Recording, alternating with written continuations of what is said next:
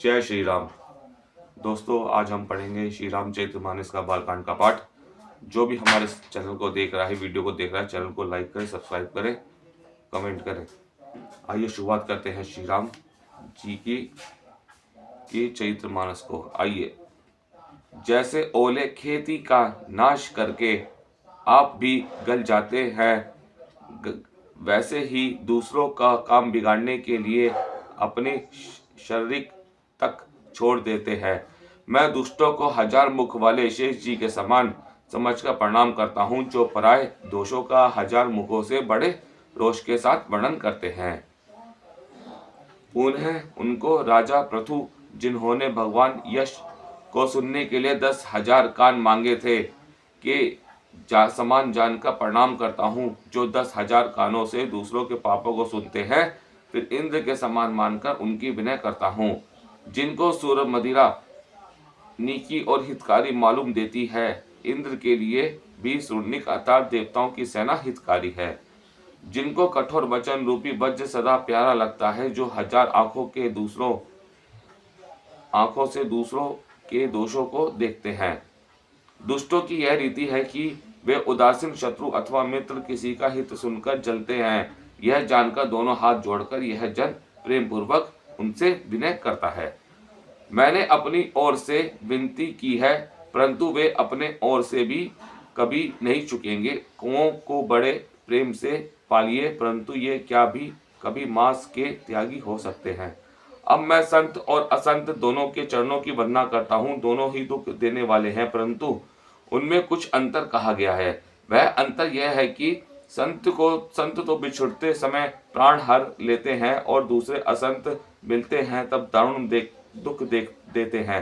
अतः संतों का बिछुड़ना मरने के समान दुखदायी होता है, और असंतों का मिलना, दोनों संत और असंत जगत में एक साथ पैदा होते हैं, पर एक साथ पैदा होने वाले कमल और जौं की तरह उनके गुण अलग अलग होते हैं। कमल दर्शन और स्पर्श सुख देता है, किंतु जौं शरीर का स्पर्श पाते ही रक्त चूसने लगते हैं। साधु अमृत के समान मृत्यु रूपी संसार से उबारने वाला, और असाधु मदिरा के समान मोह प्रसाद और जड़ता उत्पन्न करने वाला है।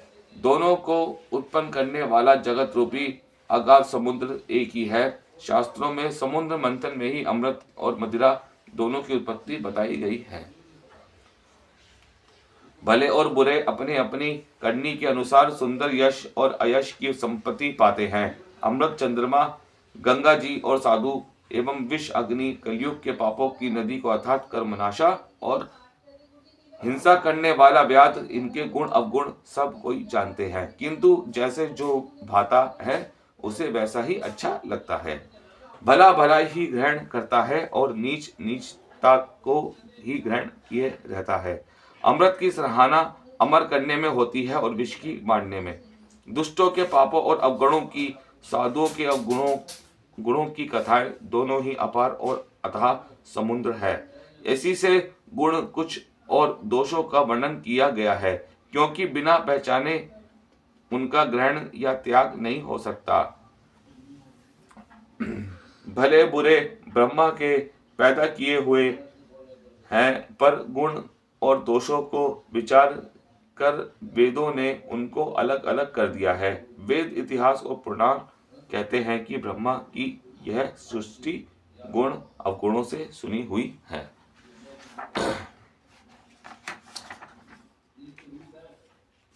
दुख सुख पाप पुण्य दिन रात, साधु असाधु, सुजाति कुजाति, दानव देवता, ऊंच नीच, अमृत विष, सुजीवन सुंदर जीवन, मृत्यु माया ब्रह्म जीव इधर, संपत्ति दैत्यता रंक राजा, काशी मगध गंगा कर्मनाशा, मरवाड़ मालवा, ब्राह्मण कसाई, स्वर्ग नरक अनुराग वैराग्य, ये सभी पदार्थ ब्रह्मा की सृष्टि में है।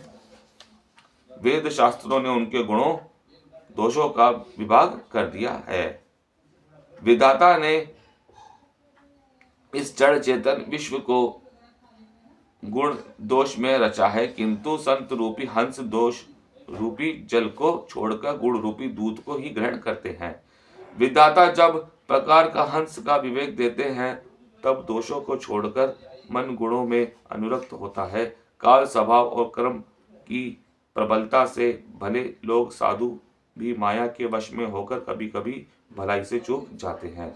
भगवान के भक्त जैसे उस चूक को सुधार लेते हैं और दुख दोषों को मिटाकर निर्मल यश देते हैं, वैसे ही दुष्ट भी कभी कभी उत्तम संग पाकर भलाई करते हैं, परंतु उनका कभी भी भंग न होने वाला मलिन स्वभाव नहीं मिटता। जो वेशधारी ठग है, उन्हें भी अच्छा साधु का वेश बनाए देखकर वैश्य के प्रताप से जगत पूछता है, परंतु एक ना एक दिन वह चोड़े आ ही जाते हैं।